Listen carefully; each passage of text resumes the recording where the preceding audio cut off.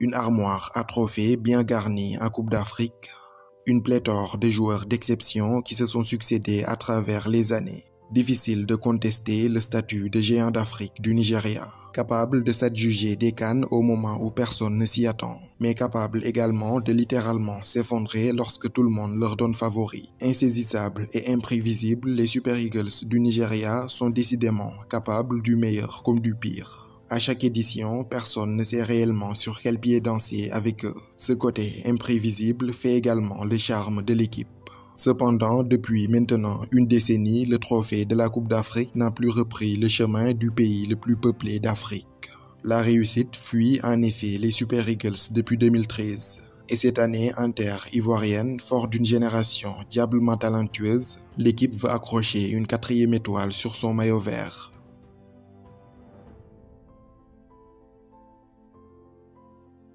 Pour leur 20e apparition en phase finale de CAN, ils seront logés dans la poule A avec le pays organisateur, la Côte d'Ivoire, la Guinée-Bissau et la Guinée équatoriale. En ouverture, les triples champions d'Afrique défieront le Zalang national de Guinée équatoriale. Ce sera le dimanche 14 janvier 2024 à 14 h au stade Alassane Dramane Ouattara d'Abidjan. Et le jeudi 18 janvier 2024, un des matchs les plus attendus de ces phases de poule. Un classique du football africain, Côte d'Ivoire-Nigeria. Ce sera à 17 h, toujours dans cette même enceinte du stade Alassane Dramane Ouattara d'Abidjan. Enfin, ils termineront les phases de poule par la Guinée-Bissau le lundi 22 janvier 2024 à 17 h au stade Félix Houphouët-Boigny d'Abidjan. Le Nigeria, c'est l'un des palmarès les plus impressionnants d'Afrique.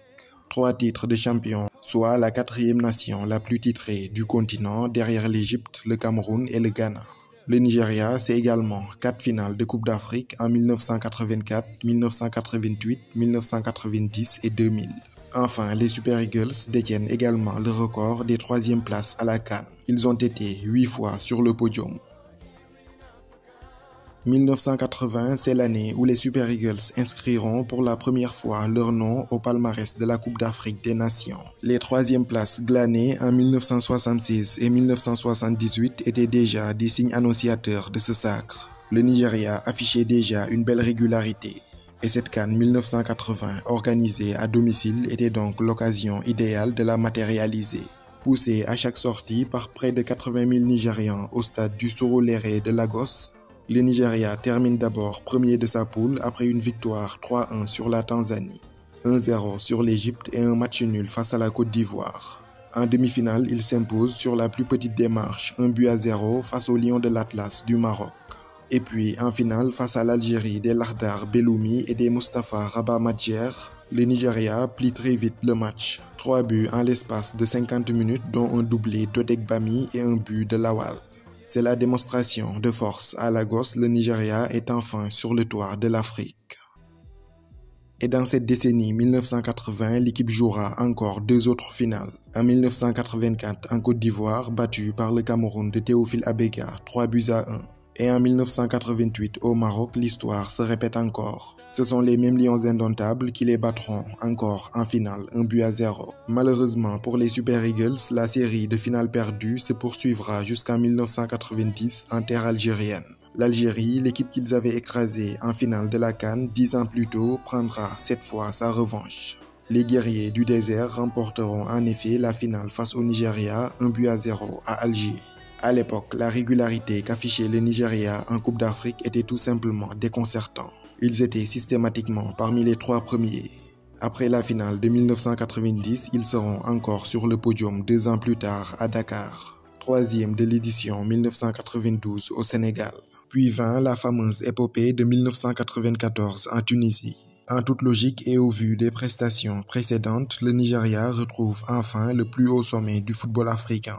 Talentueux, spectaculaire et puissant, le Nigeria de 1994 avait dominé de bout en bout la CAN. Une génération dorée, celle des Yeye Okocha, Stéphane Keshi, Daniel Amokachi, Rachidi Yekini ou encore Victor Ikpeba. Menés en finale par la Zambie dès la 3e minute, les Nigérians, décidément pleins de ressources, égalisent par l'intermédiaire d'Amunike, puis l'emportent grâce à un autre but de ce même Emmanuel Amunike. Le héros de la finale, c'était lui, mais l'homme du tournoi, c'était Rachidi Yekini. Puissant comme un taureau, rapide comme un éclair et clinique à la finition, c'était le pire cauchemar des défenses adverses. 5 buts en 5 matchs, meilleur buteur et puis meilleur joueur de la CAN 94 en Tunisie. Rachidi Yekini, c'est l'une des icônes du grand Nigeria des années 1990. L'un des tout meilleurs avant-centres que la sélection ait jamais connu. Il détient toujours le record du plus grand nombre de buts marqués sous le maillot nigérian. Après un deuxième sacre en 1994, la belle dynamique va malheureusement s'estomper. Pas pour des raisons sportives mais plutôt politiques. En 1996, pour la défense de leur titre, l'État nigérian les retire de la compétition. Et pour cause, l'édition se jouait en Afrique du Sud, un pays où la ségrégation raciale sévissait quelques années plus tôt. L'État du Nigeria avait donc placé cette CAN 1996 sous le signe du boycott. Absents de la CAN 1996, ils feront tout de même parler d'eux lors des Jeux Olympiques de la même année. Avec une bonne majorité des joueurs de l'équipe A âgés de moins de 23 ans, comme les Okocha, Olyssé, Ikpeba, Kanu ou encore Amunike, le Nigeria écrira l'histoire, en devenant la première nation africaine à remporter le tournoi de football des Jeux Olympiques. En 1998, au Burkina Faso, ils sont encore privés de Coupe d'Afrique. Sanctionnés par la CAF, ce fut la conséquence directe de leur boycott en 1996. En 2000, après 6 ans d'absence, ils font enfin leur retour, cette fois-ci dans la peau du pays co-organisateur avec le voisin ghanéen. Poussés par la ferveur populaire à domicile, ils vont encore jusqu'en finale, où ils retrouvent une nouvelle fois les Lions indomptables du Cameroun. Un choc mémorable dans le chaudron du Surulere Stadium de Lagos. Mené très tôt 2-0, le Nigeria réussit à égaliser avec notamment un bijou de Yeye Okocha. Finalement, c'est au tir au but que la décision se fera. Les Lions indomptables du Cameroun, comme en 1984 et 1988, s'imposeront.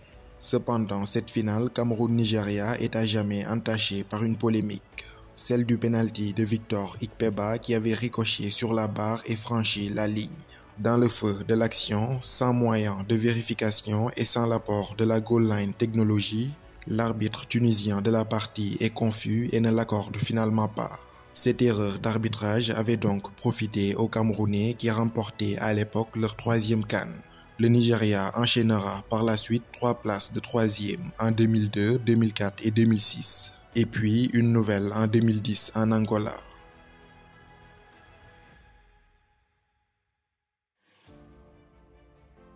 À la surprise générale, l'équipe ne se qualifie pas à la CAN 2012 en Guinée équatoriale et au Gabon. Et avec un nouvel entraîneur, Stéphane Keshi, le Nigeria enclenche un nouveau processus de reconstruction, avec de nouveaux joueurs comme Victor Moses, Ahmed Moussa et Emenike, accompagnés des plus anciens comme John Obi Mikel et Vincent Enyama.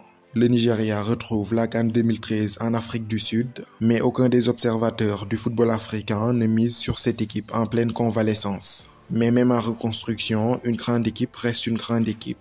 En Afrique du Sud, alors que personne ne leur donnait favori, ils surprennent tout le monde en remportant la CAN. Le sacre de 2013 au pays de Nelson Mandela est sans aucun doute le moins attendu de l'histoire du Nigeria. Outsiders au coup d'envoi, leur timide phase de poule ne laissait en aucun cas présager un tel exploit. Tenu en échec par le Burkina Faso, un but partout en ouverture, puis par la Zambie sur le même score, les hommes du défunt Stéphane Keshi valideront leur ticket avec une victoire 2-0 sur une bien modeste équipe d'Éthiopie grâce à 2 pénaltys transformés par Victor Moses.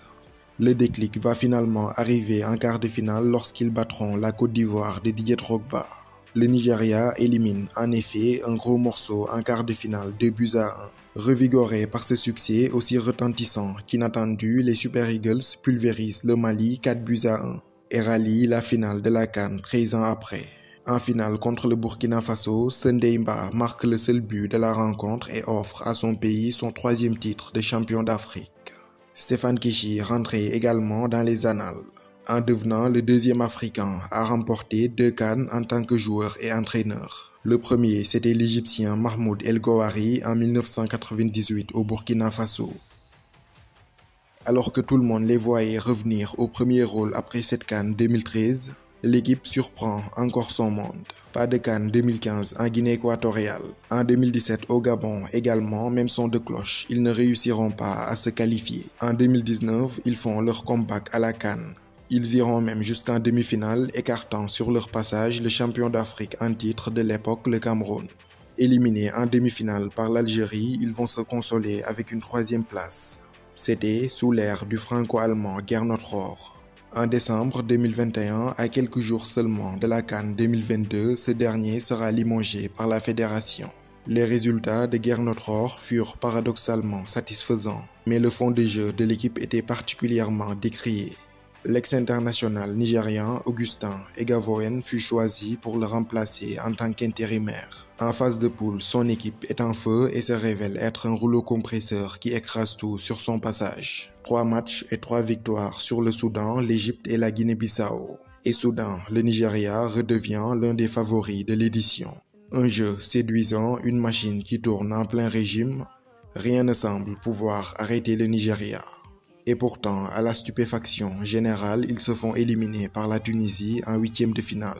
Et pour clore le spectacle, ils seront encore battus en barrage de la Coupe du Monde par le Ghana. L'entraîneur intérimaire Augustin Eguavoen est remercié sur le champ. Il laisse place au technicien portugais José Peseiro, un entraîneur très expérimenté qui est passé par de grands clubs européens comme le Real de Madrid où il a été entraîneur adjoint.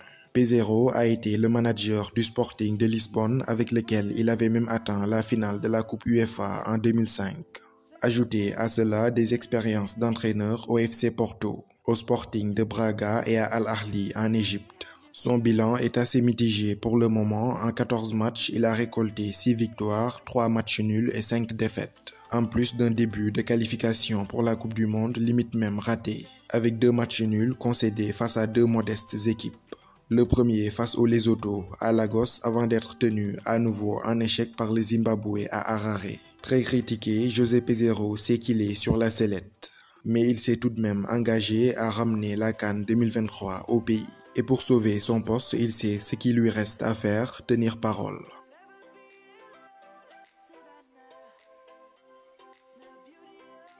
Logé dans le groupe A des éliminatoires avec Sao Tomé et Principe, la Guinée-Bissau et la Sierra Leone, le Nigeria termine premier de sa poule. Une première victoire à l'arraché, 2-1 sur la Sierra Leone grâce à Osimhen et Iwobi, suivi d'un festival offensif à Sao Tomé et Principe, 10 buts à 0, avec encore un quadruplé du Napolitain Victor Osimhen. Un petit coup d'arrêt avec une défaite surprise à domicile 1-0 contre la Guinée-Bissau. Ils prendront tout de même leur revanche en s'imposant lors du match retour 1-0 sur un penalty de Simon Moses.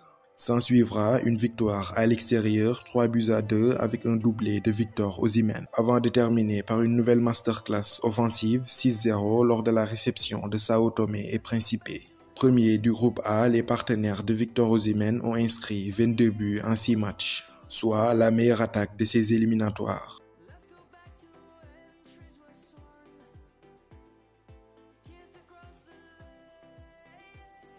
Grand pays de football, le Nigeria a toujours produit d'excellents footballeurs à travers les années. Cette génération perpétue à merveille la tradition avec notamment un secteur offensif très fourni.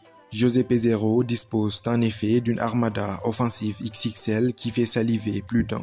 Le Portugais a à sa disposition le Ballon d'Or africain 2023 Victor Osimhen de Naples, Victor Boniface du Bayer Leverkusen, l'une des sensations de cette première partie de saison en Bundesliga.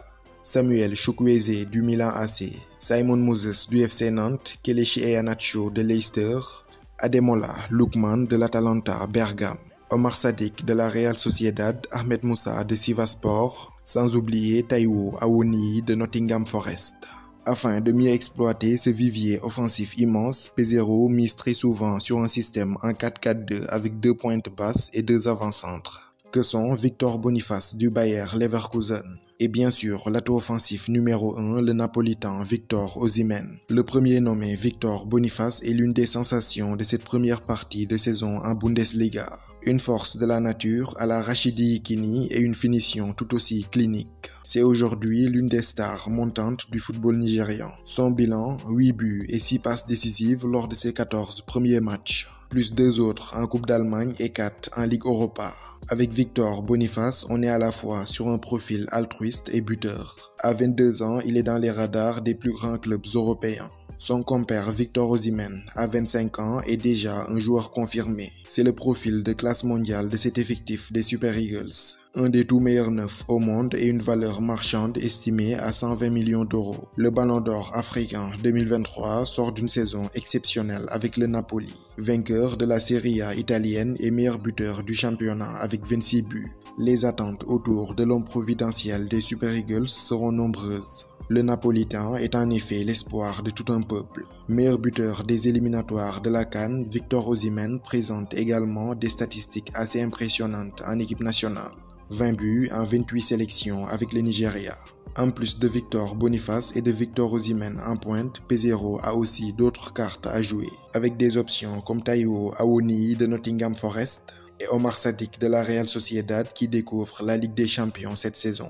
Sur le flanc gauche, une rude concurrence entre deux virtuoses, Simon Moses du FC Nantes et Ademola Lookman de l'Atalanta Bergame. À droite également, les places coûtent cher, avec Samuel Chukwueze du Milan AC, Kelechi Iheanacho de Leicester et Nathan Tella du Bayer Leverkusen en Allemagne. Et pour apporter plus d'équilibre à cette équipe très offensive, le technicien portugais va miser sur un double pivot assez travailleur et 100% anglaise, avec Alex Iwobi et Wilfried Ndidi de Leicester. Frank Onyeka de Brentford rentre souvent en cours de match pour solidifier le milieu de terrain. Indiscutable à la CAN 2022, Joseph Ayodele Aribo a entre-temps perdu sa place. Le joueur de Southampton est plus utilisé dans la rotation d'effectifs. Polyvalent, Aribo est utilisable comme milieu offensif ou même défensif. En défense par contre, c'est moins brillant qu'en attaque. Dans les buts, l'ancien titulaire Maduka Emilio Okoye a multiplié les erreurs et s'est finalement retrouvé sur le banc, au profit de celui dont il avait pris la place, Francis Ouzo de l'Omonia Nicosie. Des fois sujet à de grosses bourdes, il est aussi capable de se sublimer dans certains matchs et de se montrer infranchissable. Dans l'axe, Semi Ajayi de West Bromwich Albion et Calvin Bassey de Fulham sont souvent associés. À droite, on aura Ola Aina de Nottingham Forest, et à gauche Bruno Onyemaechi du club portugais de Boa Vista. Avec une armada offensive XXL, le Nigeria peut-il remporter la CAN 2023? J'attends avec impatience vos avis en commentaire.